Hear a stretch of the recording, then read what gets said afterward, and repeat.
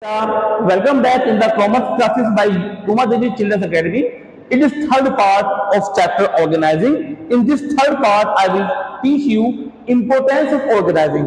Suppose if I am doing organizing, so what benefit will be enjoyed by me by doing organizing? There are 7 importance of organizing. If I follow, if I do organizing, then I will enjoy 7 importance, 7 benefit by doing organizing. Let's see what is the first importance of organizing. The first most important importance of organizing, or we can say the first and most important benefit of organizing is to benefits of specialization. As I told you in my second part that in organizing, after identifying and dividing the entire task into small job, each and every job is assigned to the employees as per their skills, as per their knowledge, as per their qualification, right? When we assign the duties to employees as per their skills, they will do the work by using their skills, by using their experience, by using their qualification, by using their interest. And if once an employee did the job as per his interest, as per his skills, as per his qualification, then we can feel that the work is unique. The work is unique. So in this way we can say we will get the uniqueness. We can say we will get the specialized benefit if our employees are doing work as per their skills, right?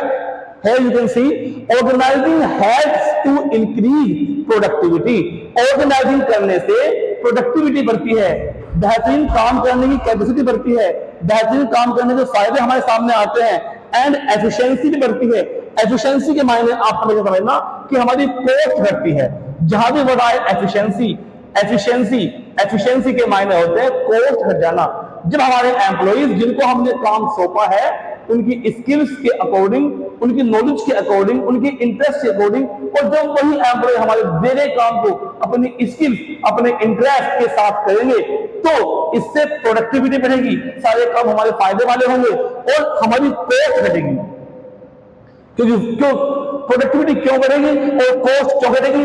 क्योंकि वो लोग अपने experience से जब काम करेंगे तो एक यूनिकनेस सामने आएगा, एक यूनिकनेस फील किया जाएगा. उसी यूनिकनेस के कारण हमारी प्रोडक्टिविटी बढ़ेगी और हमारी एफिशिएंसी भी बढ़ेगी, यानी हमारी जो प्रोडक्शन की कॉस्ट है वो घट जाएगी. तो यू कैन सी हियर कि the first and most important benefit of organizing is benefits of specialization. In this topic we have to understand one thing that कि हमने जो जॉब असाइन की है एम्प्लॉइज को वो उनकी स्किल्स, उनकी क्वालिफिकेशन, उनकी एक्सपीरियंस के आधार पर हमने असाइन की है. तो जब वो जिनके पास जो उस काम को करने का अनुभव है, उस काम को करने का इंटरेस्ट भी है, उस काम को करने की स्किल्स भी है, जब वो अपने स्किल्स को यूज करके हमारे काम को करेंगे तो हमें एक यूनिकनेस बेनिफिट मिलेगा. बस वही बेनिफिट हमें मिलता है तो हम कह सकते हैं कि बेनिफिट ऑफ स्पेशलाइजेशन. अगर एक मास्टर आदमी काम को करेगा तो उस काम में मास्टरनेस आएगी, उस काम में यूनिकनेस अलग दिखाई देगी. और अगर एक नौसिखिया, एक अनाड़ी आदमी उस काम को करेगा तो हमारे उस काम के अंदर बेकारपन, रूखापन अलग ही दिखाई देगा. तो जब हम ऑर्गेनाइजिंग करते हैं तो I told you in the second stage कि ऑर्गेनाइजिंग में हम अपने एम्प्लॉइज को काम सौंपते हैं उनकी स्किल्स, उनकी नॉलेज, उनके इंटरेस्ट के आधार पर. तो यहां पर हम कह सकते हैं कि जब हमने अपने एम्प्लॉइज को उनकी स्किल्स के आधार पर काम सौंपा है तो वो अपने स्किल्स को यूज करके, अपने इंटरेस्ट को यूज करके जब काम करेंगे तो उनके काम में प्रोडक्टिविटी आएगी, उनके काम में यूनिकनेस आएगा, जिससे हमारी प्रोडक्टिविटी बढ़ेगी और जिससे हमारी प्रोडक्शन की कॉस्ट भी घट जाएगी. राइट? प्रोडक्शन की कॉस्ट घटने के मायने है कि अगर एक बल्ब को बनाने में 100 रुपया का खर्चा आ रहा है, यही काम हम जब मास्टर आदमी से कराएंगे तो उस मास्टर आदमी को उस काम को करने का एक्सपीरियंस है तो वो इस 100 रुपए की लागत को अपने एक्सपीरियंस से कम भी कर सकता है. राइट? जैसे हमारी मम्मी अगर हमारे घर में आटा कम है तब भी कम आटे में 10 रोटी बनाना जानती हैं. पतली पतली लोग बनाएंगी, छोटी छोटी बनाएंगी, और जो अनाड़ी रोटी बनाएगा तो वो ज्यादा आटे को भी मोटी मोटी रोटी बना के कम साबित कर देगा. तो जब मास्टर आदमी अपने स्किल्स के अकॉर्डिंग काम करेगा, जब मास्टर आदमी अपने इंटरेस्ट के अकॉर्डिंग काम करेगा तो उस काम में यूनिकनेस आएगा। उसी यूनिकनेस की वजह से हमारी प्रोडक्टिविटी बढ़ेगी और सारे काम हमारे फायदे के होंगे और हमारी प्रोडक्शन कॉस्ट भी घटेगी। तो I think you have understood the first importance of organizing, that is benefit of specialization. Now let's see the second and most important importance of, we can say, benefit, that is clarity in working relationship. As I told you in second part that after assigning the duties to employees, we appoint the boss to observe, to give order the employees. Here we can say our relationship कि who will take order and who will give order, it is clear. कौन boss होगा, कौन उस boss के subordinate होंगे, कौन अधिकारी होगा, कौन उसे फॉलो करेंगे, कौन आदेश देगा, कौन उसके आदेश को फॉलो करेंगे। तो ऑर्गेनाइजिंग करने से हमें सेकंड बेनिफिट मिलता है कि हर एक एम्प्लॉइज को ये हो जाता है क्लियर कि who will be boss, who will give order and who will take order, who has the authority and who has the responsibility. It is very important. Organization structure allocates authority and responsibility. जिसके पास में authority होती है boss होता है, जिसके पास में responsibility होती है उसे हम कहते हैं कि वो होता है सबऑर्डिनेट, उसे हम कहते हैं कि वो होता है employ. It specifies who is to direct whom. इस सेकंड इंपोर्टेंस में हमें मालूम होता है कि कौन आदेश देने वाला होगा और कौन आदेश को फॉलो करने वाला होगा, राइट। तो आई कैन से हियर कि you have understood the second importance, that is clarity in working relationship. Now let's see the third and most important benefit of organizing, that is optimum use, or we can say utilization of resources. Optimum is maximum use of resources.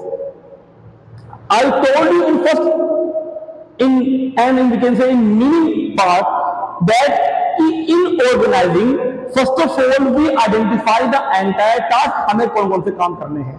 उसके बाद में हम क्या करते हैं, उन activity को करने के लिए हमें किन किन फिजिकल रिसोर्स की, मतलब किन किन मशीनों की, किन किन फर्नीचर की, किन किन बर्तनों की या किन किन चीजों की जरूरत होगी, उन चीजों को एक और कितने पैसे की जरूरत होगी, पैसे को कितने आदमियों की जरूरत होगी, उन आदमियों को इकट्ठा करना, राइट। और उनके बीच में एक ऐसा रिश्ता बनाना ताकि सारे काम प्रोडक्टिव वे में हो जाए, राइट। तो अगर हम ऑर्गेनाइजिंग करेंगे, हम सारे काम को एम्प्लॉइज के बीच में उनकी स्किल्स के अकॉर्डिंग बांटेंगे, तो हम यहाँ पर अपनी मशीनों को भी, अपने फर्नीचर को भी, आई मीन जैसे कि अपने फिजिकल रिसोर्स को भी, पैसे को भी, इंसानों को भी मैक्सिमम यूज कर सकते हैं। और एक बार अगर हमारी कंपनी के अंदर हमारे रिसोर्स मैक्सिमम यूज होने लगे तो हमारी सेल, हमारा प्रॉफिट, हमारे ऑब्जेक्टिव ऑटोमेटिक अचीव हो जाएंगे। तो optimum means maximum, utilisation means use of resource, संसाधन, अपने पास में अवेलेबल रिसोर्सेज को मैक्सिमम यूज कर सकते हैं हम ऑर्गेनाइजिंग करके। Organising helps to avoid duplication of work, extra काम को कम कर देता है, because specific job are assign to individual and department which leads to optimum use of resource. देखिए, जब एक एक्सपर्ट आदमी को हम काम सौंपेंगे, उसकी एक्सपर्टीज के अकॉर्डिंग, एक स्किल्ड आदमी को हम जब काम सौंपेंगे उसकी स्किल्स के अकॉर्डिंग, तो वो जानता है कि हमें चीजों को मैक्सिमम यूज कैसे करना है, हमें कोर्स कैसे करना है। देखिए, अगर हम अकाउंटेंसी की वजह से अकाउंटेंसी पढ़वाएंगे और वो अकाउंटेंसी टीचिंग में अगर एक्सपर्ट है तो वो जानता है कि मुझे बोर्ड को यूज कैसे करना है, मुझे बच्चों को कैसे डील करना है, मुझे बुक को कैसे पकड़ना है, मुझे बुक को कैसे यूज करना है, मुझे मार्कर कैसे यूज करना है।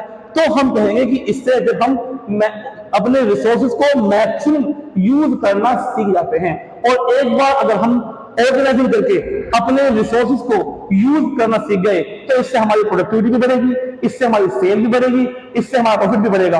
तो वी कैन से हियर कि third and most important benefit is optimum utilization of resources, right?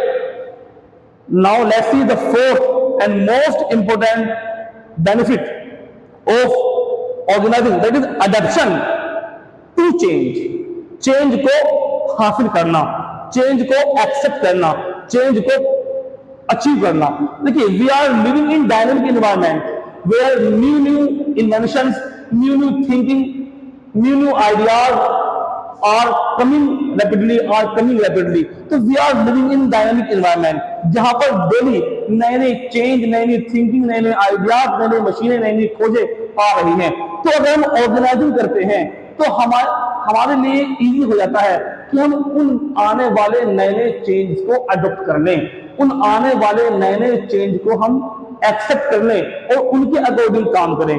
जो नए नए आने वाले टेक्नोलॉजी को एक्सेप्ट नहीं करता वो पीछे रह जाता है, और पीछे रहने के कारण उसकी सेल भी घटती है, उसकी प्रोडक्टिविटी भी घटती है। देखिए, अगर कोई आदमी अगर आज के जमाने में भी 2G नेटवर्क को इस्तेमाल करे तो उसकी ईमेल कितनी देर से पहुंचेगी, उसके व्हाट्सएप के मैसेज कितनी देर से पहुंचेंगे, राइट। तो वी कैन से कि जो आने वाले चेंजेस हैं हम उनको अडेप्ट कर लेते हैं, हम उनको अचीव कर लेते हैं, हम उनको यूज कर लेते हैं सही टाइम पर। और एक बार अगर हमने अपने नए आने वाले चेंज को सही टाइम पर यूज कर लिया तो इससे हमारी प्रोडक्टिविटी बढ़ेगी। A sound organisation facilitates adjustment to change due to changing condition in the external environment with respect to technology, market, products, etc. etc. हमारे डेली के इन्वायरमेंट में हम देख रहे हैं कि बहुत सारी चेंजिंग डेली डेली आती जा रही है, टेक्नोलॉजी के क्षेत्र में भी, मार्केट में भी और नए नए प्रोडक्ट्स की पैकिंग के अंदर भी। तो अगर हमने उन सभी चेंजिंग को अडॉप्ट कर लिया तो हम बहुत जल्दी अपनी प्रोडक्टिविटी को बढ़ा सकते हैं, अपने सेल्स को, अपने प्रॉफिट को हम बढ़ा सकते हैं। तो इन चेंजेस को एक्सेप्ट करना, इन चेंजेस को अडॉप्ट करना सिर्फ ऑर्गेनाइजिंग से ही पॉसिबल है। तो हम कह सकते हैं कि ऑर्गेनाइजिंग का फोर्थ मोस्ट इंपोर्टेंट जो इंपोर्टेंस है वो है adoption to change, right. I understand, या I think that you have understood this point. Now let's see fifth and most important importance of organizing, that is effective administration. Responsibility relationship, assignment of duties enables the management to effectively administrate the activities in the organization. अगर हमने अच्छी reporting relationship बना दी है employees और boss के बीच में, अगर हमने सभी एम्प्लॉइज को काम सौंप दिया उनके एक्सपीरियंस के अकॉर्डिंग, उनकी स्किल्स के अकॉर्डिंग, तो इससे हमारा जो मैनेजमेंट है वो इजीली एडमिनिस्ट्रेट कर पाएगा, इजीली कंट्रोल कर पाएगा, इजीली ऑब्जर्व कर पाएगा हर चीजों को, इंसानों को भी और हम कह सकते हैं काम को भी। तो ये पॉसिबल है सिर्फ और सिर्फ जब अगर हम ऑर्गेनाइजिंग करते हैं, और ऑर्गेनाइजिंग करने के बाद हम चीजों को, इंसानों को, कामों को कंट्रोल करना, उन्हें डायरेक्ट करना और उनको ऑब्जर्व करना सीख जाते हैं। तो हम कह सकते हैं कि सारे के सारे काम को हम छोटी छोटी ड्यूटी से बांटेंगे, फिर उन्हें हम उन एम्प्लॉइज को बांटेंगे, उन एम्प्लॉय को सौंपेंगे जो उन कामों करने में एक्सपर्ट होंगे। अगर हम ऐसा कर लेते हैं, फिर हम एम्प्लॉइज और बॉस, सबऑर्डिनेट एंड मैनेजर के बीच में एक अच्छी रिलेशनशिप बनाएंगे, तो हम कह सकते हैं कि सभी एक्टिविटीज को ऑब्जर्व करना, सभी एक्टिविटीज को जांचना, कंट्रोल करना, हर एक एम्प्लॉय को डायरेक्शन देना हमारे लिए इजी हो जाएगा। तो हम कह सकते हैं कि अगर हम ऑर्गेनाइजिंग करते हैं तो हमारी कंपनी के अंदर, हमारी ऑर्गेनाइजेशन के अंदर, हमारी संस्था के अंदर एक इफेक्टिव एडमिनिस्ट्रेशन कायम हो जाएगा, और ये पॉसिबल है सिर्फ और सिर्फ ऑर्गेनाइजिंग के द्वारा। आइए देखते हैं what is the sixth and most important benefit of organising, that is development of personal. Organising provides creativity among managers. Organising ये मौका देती है हर एक मैनेजर को कि वो अपनी क्रिएटिविटी से अपने एम्प्लॉयज को डायरेक्शन दे, अपनी क्रिएटिविटी से, अपनी थिंकिंग से अपने एम्प्लॉयज से काम करवाए। तो हम इससे कह सकते हैं कि इससे हर एक मैनेजर का भी, हर एक एम्प्लॉय का भी क्रिएटिविटी बढ़ती है, नई नई सोच उसके दिमाग के अंदर आती है, जिससे हर एक एम्प्लॉय का, हर एक मैनेजर की हम कह सकते हैं कि उनकी क्रिएटिविटी को बढ़ाने का काम करता है ऑर्गेनाइजिंग, राइट। आइए देखते हैं what is the seventh and last most important benefit, most important importance of organising, that is expansion and growth. Organizing helps in the growth and expansion of an enterprise. Organizing help करता है एक enterprise की, एक company की growth में, उसके बढ़ने में, by bringing an order for everything instead of chores, removes conflicts among people, overwork and creates a suitable environment for teamwork. देखिए, जब बहुत सारे आदमी कहीं मिलकर एक साथ काम करेंगे तो ऐसा हो सकता है, ऐसा पॉसिबल है कि उन बहुत सारे आदमियों की राय अलग हो। अगर बहुत सारे आदमियों की राय अलग हो तो उनके बीच में कॉन्फ्लिक्ट होने की भी संभावनाएं होती हैं, राइट। तो अगर हम ऑर्गेनाइजिंग करते हैं, हम काम को सही ढंग से इंसानों को बांटते हैं जो अपने अपने फील्ड में एक्सपर्ट है, तो फिर तो कोई कॉन्फ्लिक्ट होगा नहीं, किसी की राय लेने की जरूरत है ही नहीं। फिर तो एक बॉस होगा जो ऑर्डर देगा, एक एम्प्लॉय होगा जो अपने काम को करने में एक्सपर्ट है, वो उस ऑर्डर को एक्सेप्ट करेगा, तो कोई कॉन्फ्लिक्ट, कोई बहस का मुद्दा बनेगा नहीं। जब कोई कॉन्फ्लिक्ट नहीं होगा, कोई बहस का मुद्दा नहीं बनेगा, तो हम कह सकते हैं इससे सिर्फ और सिर्फ कंपनी के फायदे होंगे। जब कंपनी के फायदे होंगे तो कंपनी की प्रोडक्टिविटी बढ़ेगी, कंपनी की सेल बढ़ेगी, कंपनी के प्रॉफिट बढ़ेंगे और कंपनी का ग्रोथ होगा। ग्रोथ के मायने 3 होते हैं, आप ध्यान से समझना। ग्रोथ के मायने 3 होते हैं। नंबर ऑफ एम्प्लॉयज बढ़ना, अगर हमारे एम्प्लॉयज के बीच में कॉन्फ्लिक्ट होंगे, झगड़े होंगे, लड़ाइयां होंगी, मतभेद होंगे, तो एम्प्लॉयज जॉब छोड़ के जाएंगे, हमारे काम करने वाले एम्प्लॉय बढ़ेंगे नहीं। हमारे पास काम करने वाले एम्प्लॉय जब बढ़ेंगे, जब एम्प्लॉयज के बीच में, मैनेजर्स के बीच में, मैनेजमेंट के बीच में कोई दो राय नहीं होंगी, स्मूथ रिलेशनशिप होगी, तो हमारी जो ग्रोथ है वो पॉसिबल है।